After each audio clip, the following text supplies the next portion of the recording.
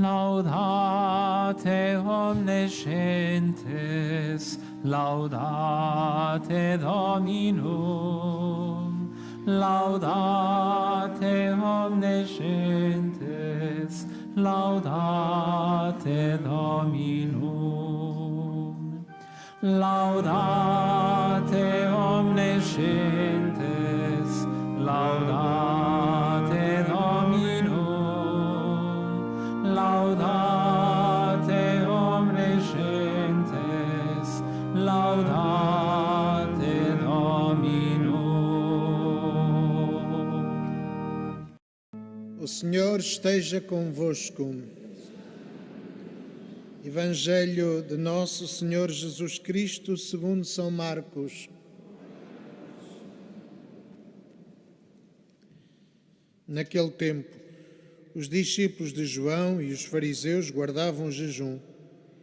Vieram perguntar a Jesus por que motivo jejuam os discípulos de João e os fariseus e os teus discípulos não jejuam. Respondeu-lhes Jesus: podem os companheiros do noivo jejuar enquanto o noivo está com eles? Enquanto têm o noivo consigo, não podem jejuar. Dias virão em que o noivo lhes será tirado. Nesses dias jejuarão. Ninguém põe remendo de pano novo em vestido velho, porque o remendo novo arranca parte do velho e o rasgão fica maior. E ninguém deita vinho novo em odres velhos, porque o vinho acaba por romper os odres e perdem-se o vinho e os odres. Para vinho novo, odres novos. Palavra da salvação.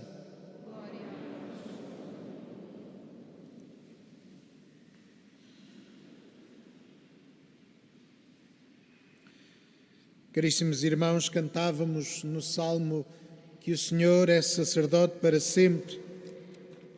E a carta aos Hebreus falava-nos de facto desta dimensão sacerdotal de Jesus que rompe aquilo que era o sacerdócio da aliança, que era uma realidade ritual, constantemente renovada, porque de facto era apenas uma realidade humana e por isso imperfeita. Quando Jesus Cristo encarna e entra na história, de facto, Deus torna-se presente no meio da humanidade e, por isso, o seu sacerdócio é eterno. Daí a expressão que o autor da Carta aos Hebreus usa de falar do sacerdócio de Melquisedeque. Sabemos que é alguém que aparece para abençoar Abraão sem origem, sem história, que aparece ali de facto como uma intervenção divina. E de facto Jesus é esta intervenção divina no meio da história, que marca um ponto, não diríamos de ruptura, mas o ponto focal da história da salvação. Toda a história entronca ali na figura de Jesus Cristo. Foi para a encarnação do Verbo que Jesus escolheu o povo eleito e foi preparando nesse povo a encarnação do Verbo, do Messias. E Jesus veio para salvar toda a humanidade. E por isso o sacerdócio de Jesus, ou seja, esta ligação medianeira entre a humanidade e Deus, entre Deus e a humanidade, realiza-se plenamente em Cristo. Porquê? Porque Ele é verdadeiramente Deus e verdadeiramente homem. E é nesta união em Jesus Cristo de Deus e da humanidade que acontece este encontro sacramental, este encontro de graça, de conversão e de transformação. É por isso que Jesus diz que os discípulos não podem fazer jejum porque o noivo está com eles. De facto, porque Deus está com eles. Porque Deus caminha com eles. E não é preciso outra mediação que não a de Deus, que é o Salvador. E essa mediação continua a exercer-se ainda hoje no sacerdócio ordenado, mas de facto com esta característica, que não há em mais lado nenhum, que é o Padre, naquilo que é específico da sua missão sacerdotal, age na pessoa de Cristo. Cristo age através de nós. Esta é a grande novidade que a Igreja Católica traz ao mundo.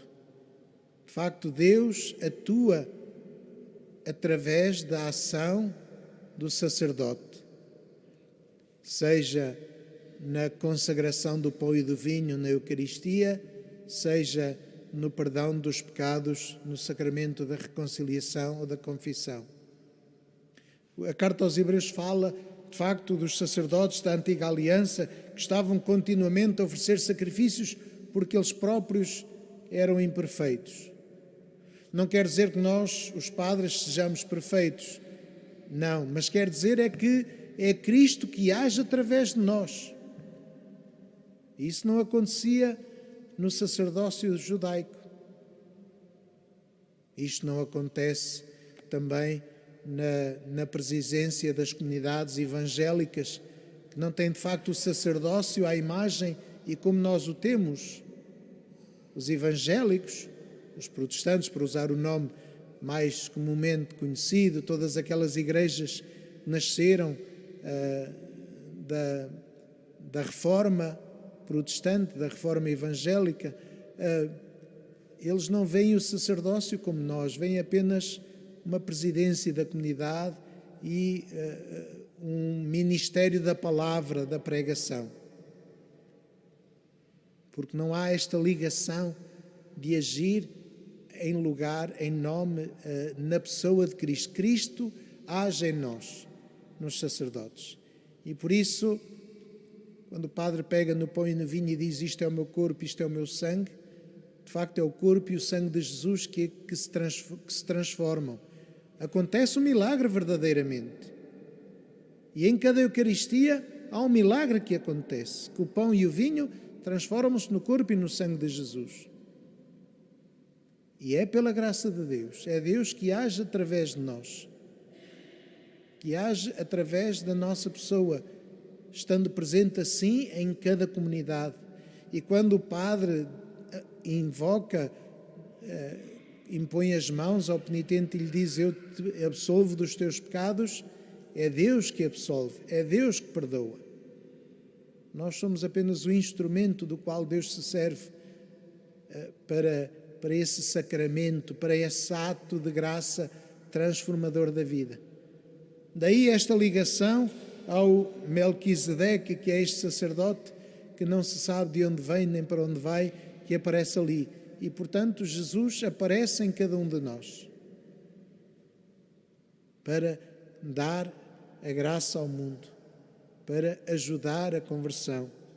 E depois reparemos naquilo que Jesus diz quando fala de ninguém põe um remendo de pano novo numa roupa velha e ninguém põe o vinho novo nos odres velhos. Isto significa não que o passado foi anulado por Jesus, mas que agora temos uma nova perspectiva. Com Cristo olhamos para o mundo de outra maneira, porque Deus está presente na nossa história. Deus está presente na nossa vida. Ele atua em nós e por nós e conosco. E esta é a grande transformação. Não vale a pena voltarmos ao passado, não vale a pena querermos recuperar coisas antigas, por mais valiosas que sejam, porque Deus continua a agir hoje na Igreja. Deus não agiu apenas há 2000 anos. Deus não fez milagres apenas há 2000 anos. Deus continua a fazer milagres hoje. precisamente na pessoa daqueles que Ele escolhe para serem os pastores do povo de Deus, nas pessoas daquilo que Ele escolhe para serem o sinal da salvação, para serem testemunhas, profetas, para serem, de facto, presença de Cristo em nós. Costumamos dizer que a Igreja é sacramento de salvação, porque a Igreja tem Deus na sua essência. É por Deus que ela se mantém, é com a graça de Deus que ela cresce, e cada um de nós faz parte desta Igreja. Cada um de nós é membro desta comunidade e, portanto, cada um de nós tem Deus. É isso que significa o batismo. Pelo batismo somos filhos de Deus, fomos consagrados como sacerdotes, como profetas, como reis. Fomos consagrados, de facto, como filhos de Deus e herdeiros do seu reino. E esta é uma responsabilidade.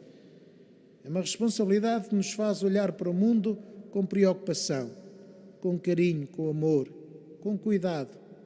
Sentirmos que somos responsáveis pelos irmãos, por esta casa que é a casa única de todos, por este mundo no qual Deus nos colocou para o transformarmos à sua imagem e semelhança.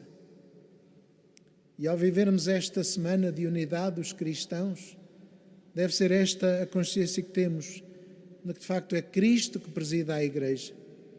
E quem acredita que Cristo é o Salvador do mundo, deixa-se guiar pelo Evangelho e pode e é sinal de salvação, sinal de comunhão, sinal da graça de Deus. Jesus Cristo fala, de facto, da alegria que é estar com o noivo. Devemos sentir alegria porque Deus está connosco, porque Jesus está connosco. Ele vem à Eucaristia para ser o nosso alimento, para ficar depois no nosso coração, na nossa alma, no nosso ser, para nos ajudar ao longo deste dia a crescermos na graça e a sermos mensageiros da Boa Nova. Ao participarmos na Eucaristia, abramos o coração a Deus para que possamos com Ele tornar o mundo melhor.